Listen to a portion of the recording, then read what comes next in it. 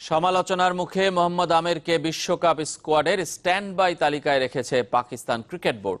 তবে শাদাব খানের ইনজুরি নতুন করে শঙ্কায় ফেলেছে টিম ম্যানেজমেন্টকে। আর এটাই নিজের শেষ বিশ্বকাপ বলছেন শোয়েব মালিক। বিশ্বকাপের আগেই পুরনো রূপে ফিরবেন বলে জানিয়েছেন অস্ট্রেলিয়ান স্টিভেন স্মিথ।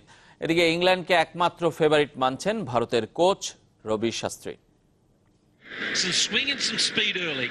বিশ্বকাপের আগে অম্লমধুর অবস্থানে পাকিস্তানের ক্রিকেট।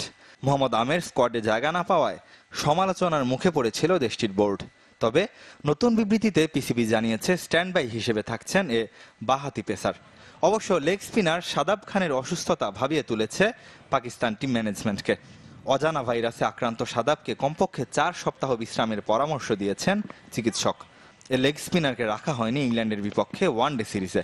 বিশ্বকাপের আগে শতভাগ সুস্থ হবেন কিনা তা নিয়ে আছে শঙ্কা। তবুও 92-এর সুখস্মৃতি ফিরিয়ে আনতে দৃঢ় প্রতিজ্ঞ শোয়েব মালিক। সাথে ঘোষণা দিলেন এটাই হতে যাচ্ছে তার শেষ বিশ্বকাপ। এটাই আমার শেষ বিশ্বকাপ, তাই পাকিস্তানের হয়ে জিততে চাই। তরুণ আর অভিজ্ঞের মিশেলে অসাধারণ একটি দল আমাদের। আমি বিশ্বাস করি আমাদের সেই সামর্থ্য আছে।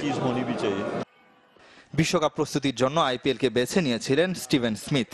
বেশ কয়েক ম্যাচে বাজে পারফরমেন্সের কারণে একাদশ থেকে বাদও পড়েছিলেন। তবে মুম্বাইয়ের বিপক্ষে ম্যাচ জেতানো ইনিংসে আত্মবিশ্বাস ফিরে পেয়েছেন স্মিথ।